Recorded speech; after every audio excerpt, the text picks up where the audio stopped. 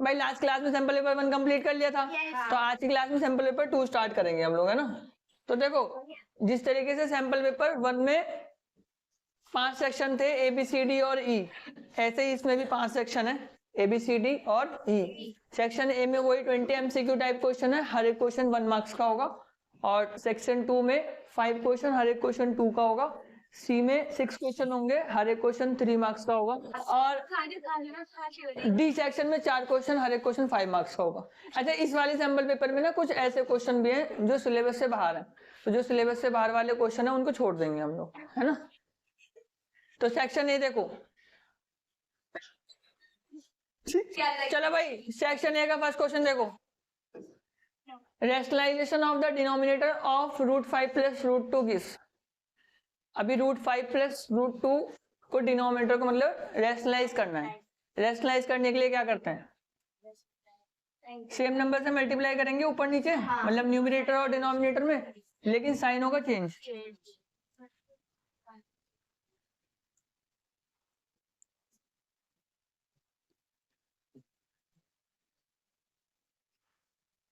ठीक है, अभी √5 माइनस √2 हुआ ऊपर, नीचे a प्लस बी और a minus b, a plus b और a minus b, a square minus b square क्या निकलेगा, तो रूट का स्क्वायर वही नंबर हो जाता है। √5 का स्क्वायर क्या होगा 5, और √2 का स्क्वायर क्या होगा 2, तो 5 में से 2 को सब्ट्रैक्ट करेंगे क्या आएगा 3, √5 माइनस √3/2 3।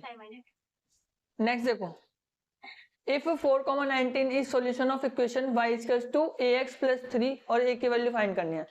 तो बच्चों ध्यान रखना, पहली वाली जो वैल्यू होती है वो x की होती है, और जो दूसरी वाली वैल्यू होती है वो किसकी होती है, y की होती है। तो जहाँ x है वहां पर 4 रखेंगे, और जहाँ y है वहां पर क्या रखेंगे 19। तो 19 is equals to a into 4 plus 3, ठीक है। तो 4 को a से मल्टीप्लाई करेंगे 4a हो जाएगा, और यहाँ प्लस में है तो इधर आके क्या हो जाएगा माइनस का हो जाएगा। तो 4a की वैल्यू क्या हो गई 16, और a की वैल्यू क्या हो जाएगी 4, ऑप्शन ए। नेक्स्ट देखो, P 5,-7 be a point on the graph, draw the PM perpendicular y axis। PM y axis के परपेंडिकुलर ड्रॉ करना है हमको, तो कोऑर्डिनेट बताने हैं M के। देखो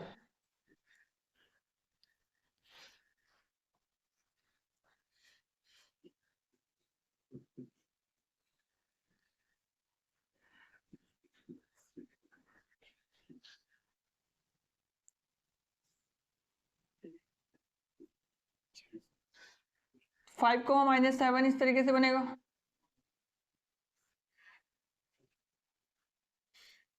ये P के कोऑर्डिनेट्स हैं। हमको PM perpendicular y axis draw करना है, तो कुछ इस तरीके से ड्रॉ करा जाएगा, ठीक है। तो M के कोऑर्डिनेट क्या हो जाएंगे 0,-7, M के कोऑर्डिनेट क्या हो जाएंगे 0,-7। एक बार फिर से समझो इसको, है ना। तो कोई पॉइंट P था जिसके कोऑर्डिनेट 5,-7 थे, कोई पॉइंट P था जिसके कोऑर्डिनेट क्या थे 5,-7। अभी मेरे को PM ड्रॉ करना है perpendicular to y axis, PM को y एक्सिस के परपेंडिकुलर ड्रॉ करना है, तो M के कोऑर्डिनेट बताने हैं। 5,-7 P कुछ इस तरीके से बनेगा, ठीक है। P से PM जो है वो y के ऊपर परपेंडिकुलर ड्रॉ करना है, तो परपेंडिकुलर ड्रॉ कर दिया। तो M के कोऑर्डिनेट बताने थे, क्योंकि y एक्सिस पर x की वैल्यू 0 होती है, तो इसलिए क्या हो जाएंगे कोऑर्डिनेट M के 0,-7। नेक्स्ट देखो, draw the histogram to represent the following frequency distribution, the adjacent frequency of 25 to 45। 25 से 45 की एडजेसेंट फ्रीक्वेंसी बतानी है उन लोगों को, ठीक है। तो इसके लिए क्या करना पड़ेगा, फ्रीक्वेंसी ऊपर लिखेंगे अपॉन इसका गैप कितना है 20 इंटू हाइट कितनी है 5 है, तो 5 4 जा 20 और 4 2 जा 8, तो ये क्या हो जाएगा 2 हो जाएगा। नहीं आया समझ में ना।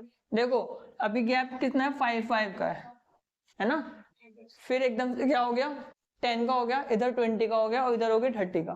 तो फ्रीक्वेंसी निकालने के लिए फॉर्मूला होता है जो गिवन फ्रीक्वेंसी है, ठीक है, अपॉन ये गैप है ना, और इनटू में जो जनरल गैप है दैट इज 5। तो इंटू 5 हो गया, 5 से 4 टाइम में कटेगा और 4 से कटेगा 2 टाइम में। समझ गए, इंपॉर्टेंट क्वेश्चन है और थोड़ा डिफिकल्ट भी है। देखो, if the line representing the equation 3x + ky = 9 passes through 2, 3, then the value of k is. तो कभी भी ऐसी कंडीशन आ जाती है, कोई आपको लाइन गिवन है, ठीक है, और एक पॉइंट गिवन है जिसके कोऑर्डिनेट्स हैं, पॉइंट के कोऑर्डिनेट गिवन है। इसका मतलब ये हुआ, पहली वाली वैल्यू होगी x की और दूसरी वाली वैल्यू होगी y की।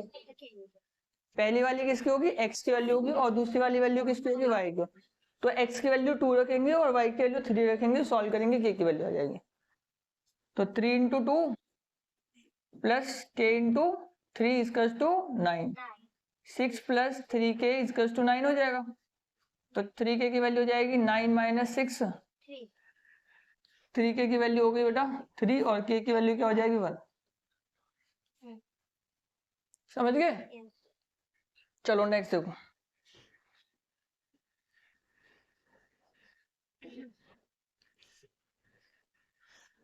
सेवंथ देखो। चटा नहीं आता। भाई 7 क्वेश्चन देखो, एक फिगर गिवन है हमें, AOC की वैल्यू 5, इसको 5 बोलते हैं ना, और BOC की वैल्यू थीटा है, और थीटा जो है वो 3 5 के इक्वल है, थीटा = 3 5। तो रिलेशन मिल गया थीटा = 3 5 का। और एक रिलेशन हमको क्या पता है, ये एक स्ट्रेट लाइन है बच्चों, लीनियर पेयर का सम कितना होता है, 180 डिग्री होता है। तो थीटा + 5 की जो वैल्यू होगी वो 180 डिग्री होगी, और 5 को हम लोग रिप्लेस कर सकते हैं थीटा से, या थीटा को 5 से रिप्लेस कर सकते हैं। किसकी वैल्यू फाइंड करनी है, 5 की फाइंड करनी है। तो थीटा को 5 से रिप्लेस करेंगे, तो जहां थीटा लिखा है वहां पे 3 5 लिख सकते हैं, लिख सकते हैं कि नहीं लिख सकते? लिख सकते हैं, ठीक है। अच्छा, यहाँ पे 3 5 और ये 1 5 है, कुछ भी नहीं होता तो क्या होता है, 1 होता है, कुछ भी नहीं होता, यहाँ पर क्या होता है 1। तो 3 में 1 को ऐड करेंगे, कितना हो जाएगा 4 5, 4 5 की वैल्यू 180, 4 से 4 बार में कटेगा, तो 5 की वैल्यू कितनी हो जाएगी 45 डिग्री हो जाएगी। फिर से समझाना है ना? हाँ देखो बेटा, एंगल COD की वैल्यू दी है थीटा, और AOC दिया है 5, AOC कितना है 5। अभी यहाँ पर ये एक स्ट्रेट लाइन बन रही है ना, यहाँ पर क्या बन रही है, एक स्ट्रेट लाइन बन रही है, ये थीटा है और ये 5 है। तो कभी भी स्ट्रेट लाइन पर आने वाले जो एंगल होते हैं उनका सम कितना होता है, 180 डिग्री का होता है। इसको लीनियर पेयर ऑफ एंगल भी बोलते हैं ना। तो थीटा + 5 की वैल्यू कितनी हो गई, 180 डिग्री हो गई। हम लोगों को 5 की वैल्यू निकालनी है। अगर हमको 5 की वैल्यू निकालनी है तो थीटा को 5 के फॉर्म में कन्वर्ट करना पड़ेगा। एक रिलेशन और दिया हम लोगों को, थीटा = 3 5। तो जहां पर भी थीटा है वहां पर मैं क्या लिख सकता हूँ, 3 5 लिख सकता हूँ। तो 3 5 + 5 = 180। 3 5 में 1 5 को ऐड करेंगे, कितना हो जाएगा 4 5, 4 5 = 180। यहाँ मल्टीप्लाई हो रहा है ना साथ में, ये मल्टीप्लाई होता है तो डिवाइड में जाता है, मैंने डायरेक्टली काट दिया इसको ना। 4 से 4 बार में कटेगा, 2 बचेगा, 4 5 से 20 हो जाएगा। अब पूछना किसी को, आगे बढ़े। चलो, डायगोनल्स इक्वल किस में होते हैं, रेक्टेंगल में होते हैं, ठीक है। रेक्टेंगल में क्या होता है, diagonals equal. Next, if x + 1 is factor of 2x² + kx, then k is equals to x + 1 2x² + kx का एक फैक्टर है, तो k की वैल्यू फाइंड करनी है। देखो कभी भी फैक्टर होता है ना कोई, जैसे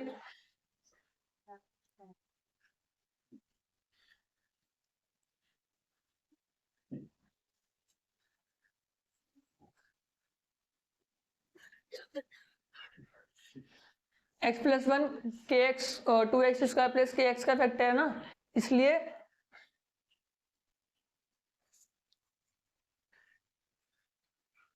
p - 1 क्या, p - 1 will be equal to 0। अगर मैं px लेता हूं 2x² + kx को,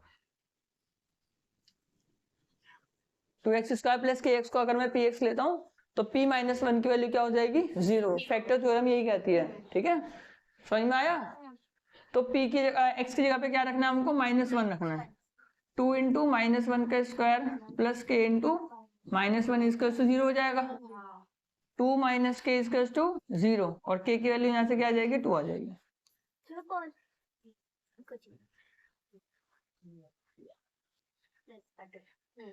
फिर से समझाना है इसको, समझाना है। देखो x प्लस 1 फैक्टर है, ठीक है। थ्योरम ये कहती है if x plus a is factor of px, if x plus a is factor of px then p minus a will be equal to 0। Theorem ये कहती है, ठीक है। यहाँ पर a क्या है, कोई भी एक वेरिएबल, सॉरी कांस्टेंट। a क्या है, कोई भी एक कांस्टेंट, मतलब कोई भी नंबर हो सकता है, 1 2 3 कुछ भी हो सकता है, ठीक है। और x क्या है, वेरिएबल है, पॉलिनोमियल एट वेरिएबल x। तो यहाँ पर पॉलिनोमियल एट वेरिएबल x जो है वो हमारे पास ये है 2x स्क्वायर प्लस kx, और हम लोगों को x प्लस 1 फैक्टर गिवन है, तो p माइनस 1 की वैल्यू क्या होगी, 0 होगी। अभी p माइनस 1 की वैल्यू 0 होगी का मतलब जहां पर भी x होगा वहां क्या रखना होगा, -1 रखना होगा। 2 इंटू माइनस 1 का square plus k into minus 1 equals to 0। तो ये क्या हो गया, 2 हो गया, 2 माइनस k इक्वल्स टू 0। इधर ट्रांसपोज करा तो k की वैल्यू क्या आ गई, 2 आ गई। रब कर दो इसको। चलो नेक्स्ट देखो, x is equals to 2 and y equals to 5 is solution of which of the linear polar equation. मतलब इनमें से किसका सॉल्यूशन है, x की वैल्यू 2 और y की वैल्यू 5। अच्छा 2 और 5 को जोड़ के क्या बन रहा है, 7 बन रहा है, हो गया, ठीक है। x को 2 रखा और y को 5 रखा, दोनों को जोड़ा 7 बना। मतलब ये वाली कंडीशन किसमें फुलफिल हो रही है, वही उसका आंसर होगा। जैसे मान लो अगर मैं यहाँ पे रखता हूँ x की जगह 2 रखा और y की जगह क्या रखा 5, तो 5 टू कितना हो जाएगा 10, 10 प्लस 7 10 प्लस 2 12 होगा, और यहाँ पर क्या है 7, ये रॉन्ग हो गया। इस तरीके से सारे रॉन्ग हो जाएंगे, ठीक है। बचेगा क्या, v। चलो नेक्स्ट देखो,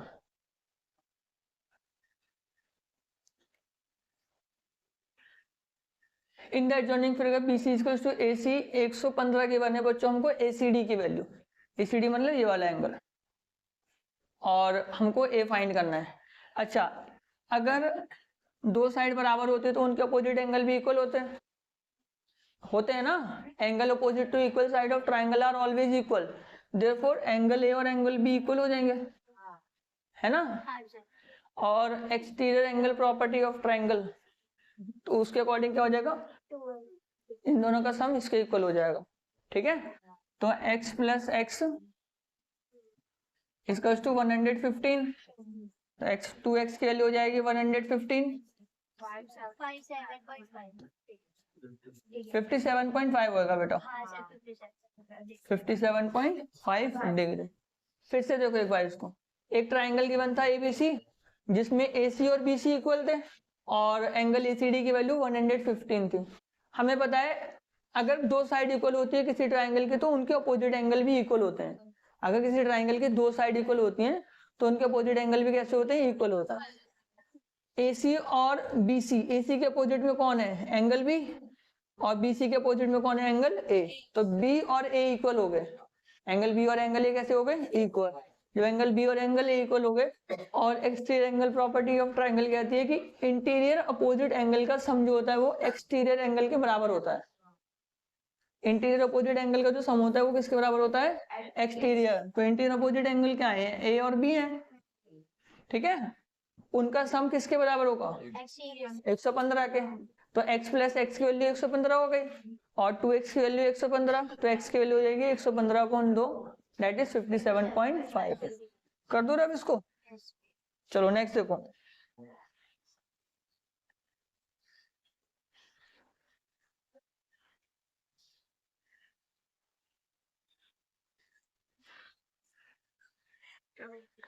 diagonal of quadrilateral ABCD bisect each other if A is equals to 45 degree then B is equals to,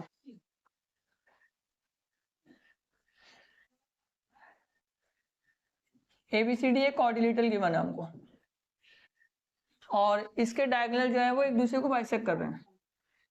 अगर ये इसके इक्वल है और ये इसके इक्वल है, और हम लोगों को क्या गिवन है, एंगल A 45 डिग्री, पूरा एंगल A 45 डिग्री है, तो एंगल B कितना होगा, ठीक है। तो बेटा डायगोनल किसके एक दूसरे को बाइसेक्ट करते हैं, पैरेललोग्राम के, रेक्टेंगल के, स्क्वायर के। इन सब के डायगोनल जो होते हैं एक दूसरे को बाइसेक्ट करते हैं। इन सब में कॉमन प्रॉपर्टी होती है कि एडजेसेंट एंगल का सम 180 डिग्री होता है।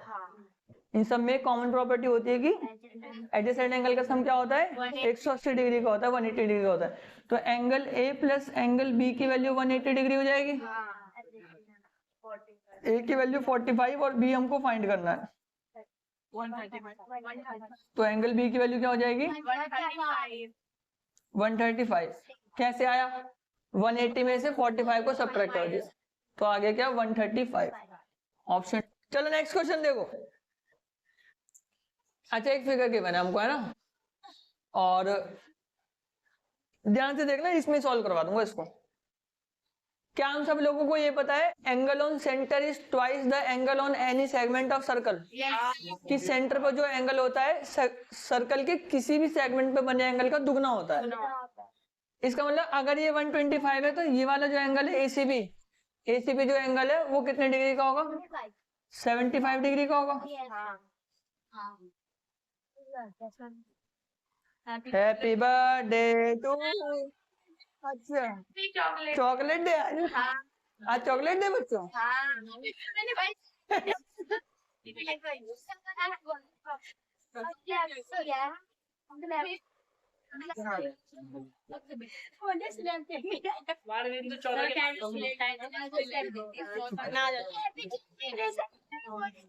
चलो बेटा आप बोर्ड पे देख लो हैप्पी चॉकलेट डे हो गया तो।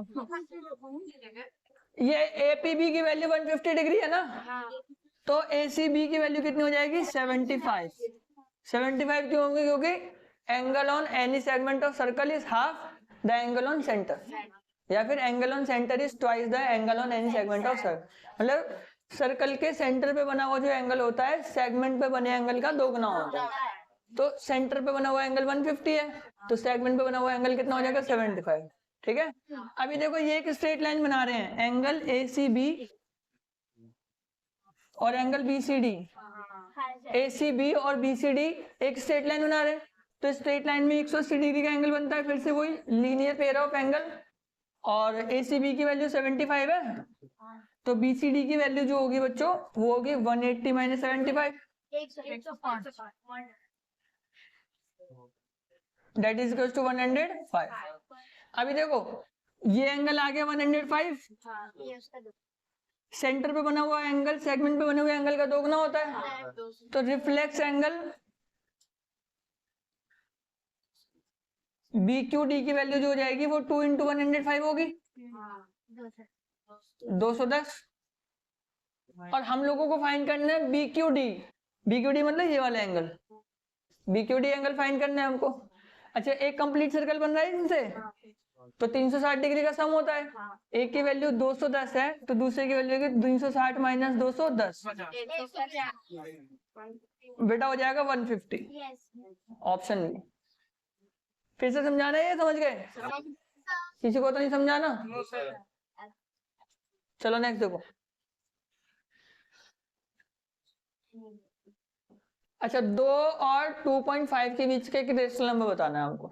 अच्छा देखो 2 का स्क्वायर क्या होता है 4 और 2.5 का क्या होता है 6.25। तो 2 को हम लोग √4 लिख सकते हैं और इसको लिख सकते हैं 6.25। तो हमको बताना है कि रेशनल नंबर इन दोनों के बीच का क्या होगा √5। 6.25 होगा बेटा। देखो 2.5 को अगर हम 2.5 से मल्टीप्लाई करेंगे ना तो 2 नंबर के बाद डेसिमल आएगा 6.25। y को x के टर्म में कन्वर्ट करना है ना, रिप्रेजेंट करना है y को x के फॉर्म में, y को x के फॉर्म में करना है हमको। चलो देखो 5x 5y minus 3x minus 10 equal to 0 है तो 10 और x उधर चले जाएंगे। 5y की वैल्यू क्या हो जाएगी, इधर माइनस में तो उधर जाके प्लस के हो जाएंगे। तो यहाँ से y की वैल्यू क्या हो जाएगी 3x प्लस 10/5। 5 डिवाइड में क्यों गया क्योंकि इधर मल्टीप्लाई हो रहा था इसलिए वो डिवाइड में चला गया। चलो नेक्स्ट देखो। If the side of triangle are produced in order to then the sum of 3 exterior angle so formed it। किसी भी पॉलीगन का जो एक्सटीरियर एंगल का जो सम होता है वो हमेशा 360 डिग्री होता है। कोई भी पॉलीगन हो, वो क्वाड्रिलेटरल हो, ट्रायंगल हो, पेंटागन, हेक्सागन, कुछ भी होगा, उसके एक्सट्रीम एंगल का सम हमेशा कितने डिग्री का होगा? 360। x+1 इनमें से किसका फैक्टर होगा? x+1 उसी का फैक्टर होगा जिसमें x की वैल्यू -1 रखने पर 0 आएगी। अभी हमको चेक करना है किसमें -1 रखने पर 0 आएगी। तो पहला ऑप्शन देखो। अच्छा, एक बात और ध्यान रखना, अगर कोई नंबर नेगेटिव होता है, उसकी पावर ऑड नंबर होती है तो आंसर नेगेटिव आएगा, और कोई नंबर नेगेटिव होता है उसकी पावर इवन नंबर होती है तो आंसर पॉजिटिव आता है। ठीक है, कोई नंबर अगर नेगेटिव होता है, पावर ऑड होती है तो आंसर नेगेटिव आता है, और नंबर नेगेटिव होता है, पावर इवन होती है तो आंसर पॉजिटिव आता है। इसके अलावा एक चीज और ध्यान रख सकते हो आप लोग कि -1 की पावर अगर इवन नंबर होती है तो आंसर आएगा 1, और -1 की पावर ऑड नंबर हो तो -1 आएगा। इसका मतलब अगर x की पावर -3 तो -1 की पावर 3 है, x की पावर 3 का मतलब -1 की पावर 3 तो है, तो -1 की पावर 3 क्या हो गया? -1, इधर +2 हो गया, और ये -1 हो गया, ये -2 हो गया, 2 से 2 कैंसिल हो जाएगा, लेकिन -1 -2 हो जाएंगे, ये नहीं होगा। अगले पे आते हैं, ये हो जाएगा -1, ये +2, ये +2 हो गया, ये भी नहीं होगा। पहला ही होगा। अच्छा, ये वाला -x था ना, तो -+1 हो जाएगा। ठीक है, पहले हो जाएगा।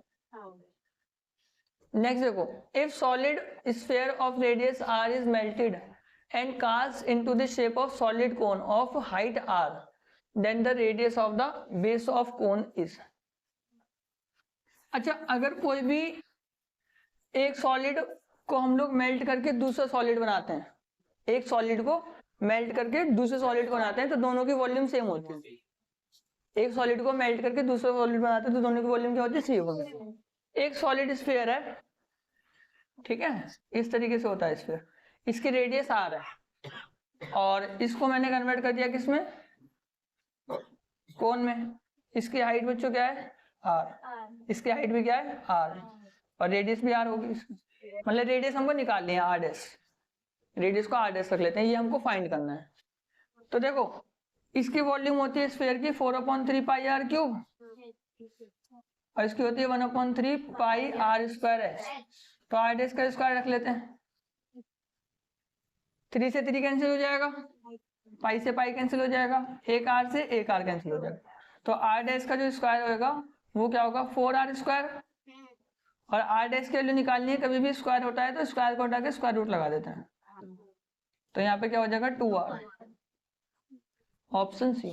एक बार फिर से देखो, एक सॉलिड स्फीयर को मेल्ट करके मैंने क्या बनाया? एक कोन बनाया।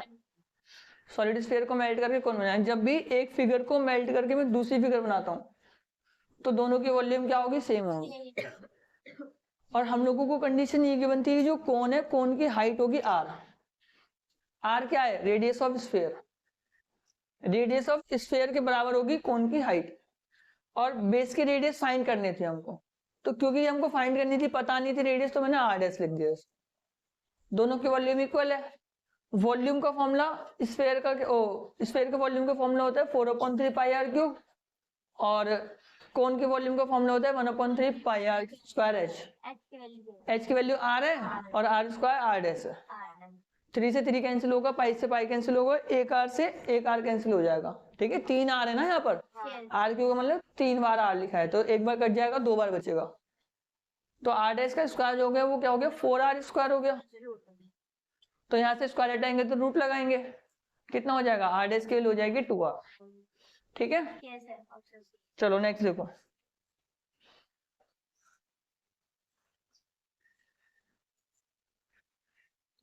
Side of equilateral triangle is 6 centimetre. Equilateral triangle की साइड कितने सेंटीमीटर गिवन है? 6। तो यहाँ पर हम लोगों को a गिवन है, a 6 centimetre given. Area of equilateral triangle होता है √3/4 a स्क्वायर, √3/4 a स्क्वायर, तो a की जगह 6 लग जाएगा, 6 का स्क्वायर 36। बेटा यहाँ पर इसका एरिया 9√3 आना चाहिए था ना, और यहाँ पर कितना गिवन है? 9√3, तो ये रॉन्ग हो गया। एसेशन रॉन्ग हो तो रीजन ऑलवेज ट्रू होगा। ठीक है, assertion is false and reason is true. ठीक है बेटा, समझ गए? चलो नेक्स्ट देखो,